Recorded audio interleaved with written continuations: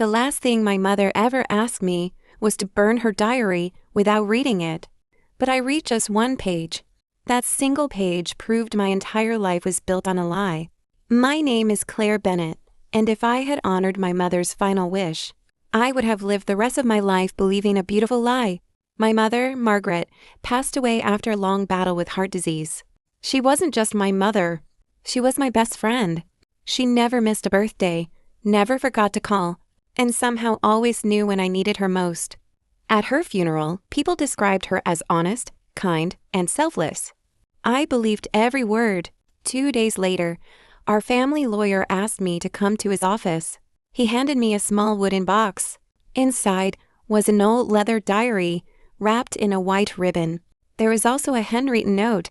My dearest Claire, if you truly love me, promise me you will burn this diary without reading a single page. Some secrets are meant to die with me. Love, Mom. I stared at the note for several minutes. Why would my mother hide something from me?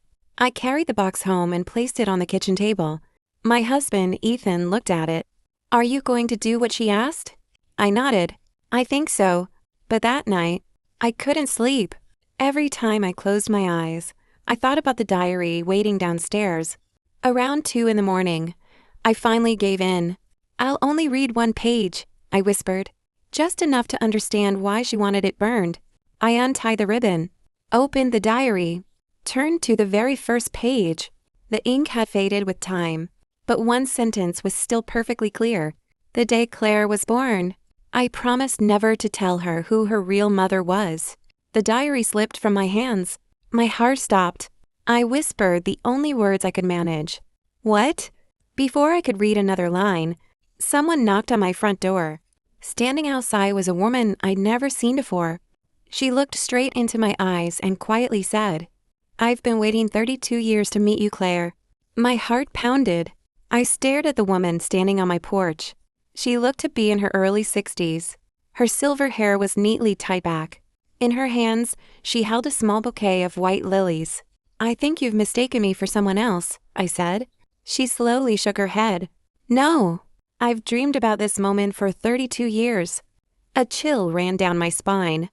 She knew my age. She knew my name. And somehow, she had arrived only minutes after I opened my mother's diary. Who are you? She smiled sadly. My name is Vivian Brooks. The name meant nothing to me. I don't know anyone named Vivian. I know. Your mother made sure of that. Those words hit me like a punch. What are you talking about? Vivian reached into her handbag. She carefully removed an old photograph. The edges were worn with age. When she handed it to me, my breath caught. It was my mother, much younger, standing beside Vivian. They weren't just friends. They had their arms around each other, smiling like sisters. On the back of the photo, my mother's handwriting read, No matter what happens, we'll always protect Claire. Protect me. From what? I looked at Vivian. Why would my mother write this? Tears filled her eyes. Because we made a promise. What promise? That you'd never know the truth. My hands started shaking. The diary says my mother wasn't my real mother. Vivian closed her eyes. I know. Because I was there the day you were born. Everything around me seemed to stop. You were there? She nodded. I held you before anyone else did. My voice cracked. Then tell me, who is my real mother? Vivian didn't answer. Instead, she looked past me toward the living room. Her eyes locked on the diary still lying open on the table. Her expression changed instantly. In a frightened whisper, she said, You read the first page. Oh no. You weren't supposed to read that page first. Before I could ask what she meant, my father suddenly pulled into the driveway. The moment he saw Vivian, he slammed on the brakes and shouted, Claire, get away from her. My father slammed the car door so hard, the sound echoed across the driveway. I never seen him look so frightened, not even at my mother's funeral. He hurried toward us, his eyes fixed on Vivian. You promised you'd never come back. Vivian didn't flinch. I promised Margaret. Margaret is gone. I made no promise to you. My father stopped a few feet away. His face was pale. His hands trembled. Claire, don't listen to anything she says. I looked at him in disbelief. Dad? The diary says Mom wasn't my real mother. He froze. For a long moment. He said nothing. Then his eyes dropped to the diary in my hands. You read it. I only read one page. He closed his eyes. That was enough. Tears filled mine.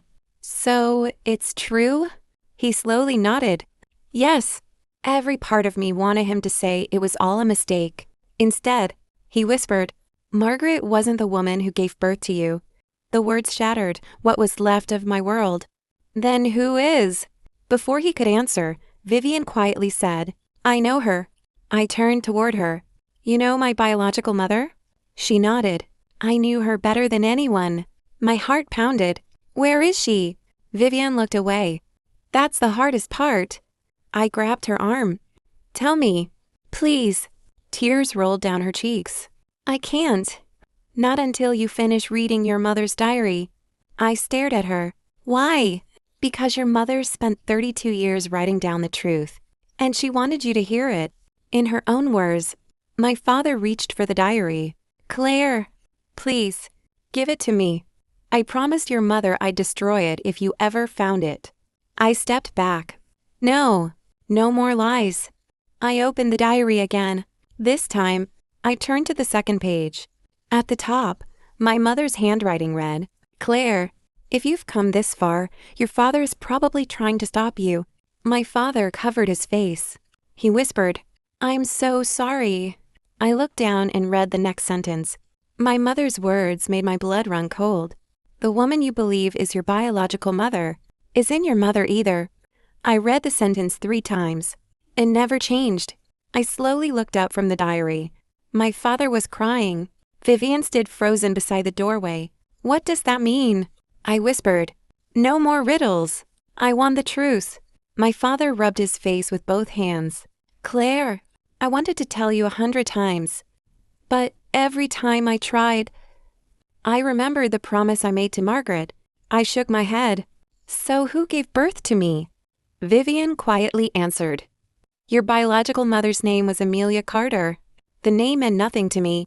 I've never heard it before. You weren't supposed to. My heart pounded. Where is she? Vivian closed her eyes. She died. The words hit me like a wave. When? The same day you were born. I couldn't breathe. My father stepped closer.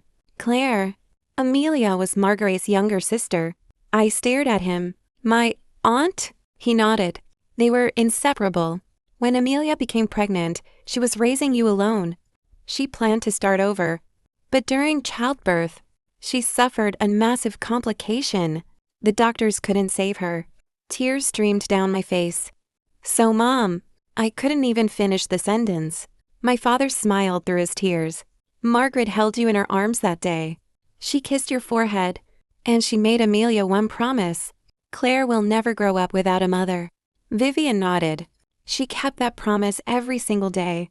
I thought about every bedtime story, every school play, every hug, every time my mother whispered, I'm so proud of you. None of it had been fake.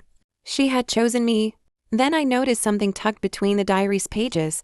It was an old hospital envelope. Inside, there was a tiny newborn bracelet.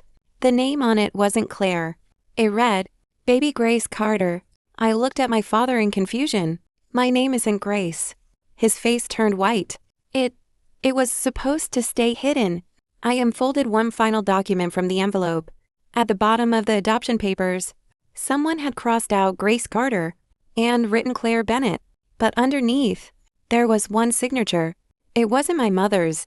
I stared at the adoption papers. My heart was pounding so hard I could barely hear my own breathing. There, beneath the crossed-out name Grace Carter, was a signature I had never seen before.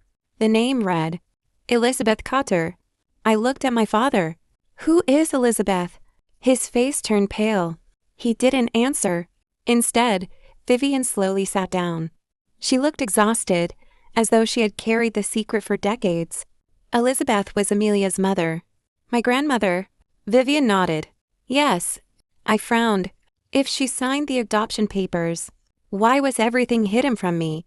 Vivian's eyes filled with tears. Because she blamed you. I felt my stomach twist. Blamed me? She believed Amelia died because she chose to have you. The words hit me harder than anything I'd heard that day. No, Vivian continued. After Amelia's funeral, Elizabeth wanted to take you away. She said Margaret was too young to raise a baby. But Margaret refused. I looked at my father. What happened? He finally spoke. We went to court. Margaret fought for you. She told the judge she didn't care that you weren't her daughter by birth. She already loved you as if you were. Tears streamed down my face. She risked everything. For me? My father nodded. Everything. The judge granted us custody. But Elizabeth made one final promise. I swallowed hard. What promise? Vivian looked away. She said, "One day, I'll come back for my granddaughter." A cold shiver ran through me. Did she ever come back? My father slowly nodded. Yes. Once. When you were 6. I couldn't believe what I was hearing. I remember a woman watching me outside my school. My father closed his eyes. That was Elizabeth. My hands began to shake. So, where is she now? Neither of them answered. Instead, my father reached into his coat pocket. He pulled out an unopened envelope. I've carried this for 26 years. It arrived the day after Elizabeth disappeared. On the front, written in faded ink, were the words, "***, give this to Claire. Only if she learns the truth." I carefully opened the envelope. Inside was a single photograph of me at 6 years old, holding hands with an elderly woman I had no memory of. On the back, one sentence was written, "I found her, but someone found me first." My hands trembled as I turned the photograph over again. There I was, 6 years old, smiling, holding hands with an elderly woman I couldn't remember. I looked at my father. "Who took this picture?" He took a deep breath. "Elizabeth, the day she secretly came to see you." I stared at him. "Then why don't I remember her?" "Because Margaret never wanted you to carry the pain of choosing between two families." Tears rolled down my cheeks. I opened the envelope again. There was one final letter inside. It was written by Elizabeth. "Dear Claire, if you're reading this, I am no longer alive. For years, I blamed you for Amelia's death. I thought losing my daughter meant I had to lose my granddaughter too. I was wrong. My vision blurred with tears. The day I secretly watched Margaret with you, I finally understood. She didn't raise you out of pity. She loved you with her whole heart. That day, I stopped trying to take you away." I covered my mouth to stop myself from crying. The letter continued. "I asked someone to take that photograph because I wanted one memory with my granddaughter. I never introduced myself because Margaret had already become the mother you deserved." I looked at my father. He nodded through his tears. "Your mother knew about the meeting." "What?" "Elizabeth told Margaret everything." "And do you know what your mother said?" He smiled sadly. "Every child deserves to know they were loved, even if they never remember it." At that moment, I finally understood why my mother wanted the diary burned. She wasn't hiding shame. She was protecting everyone who had sacrificed something so I could have a happy childhood.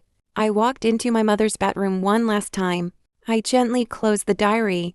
Then I kissed its worn leather cover. "I know the truth now, Mom, and I don't need the pain anymore." I carried the diary outside. As the pages turned to ashes, I smiled through my tears. Not because I was letting go of my mother, but because I had finally found her. She wasn't the woman who gave me life. She was the woman who gave me a life worth living. Some people become parents by birth. The greatest ones become parents by choice.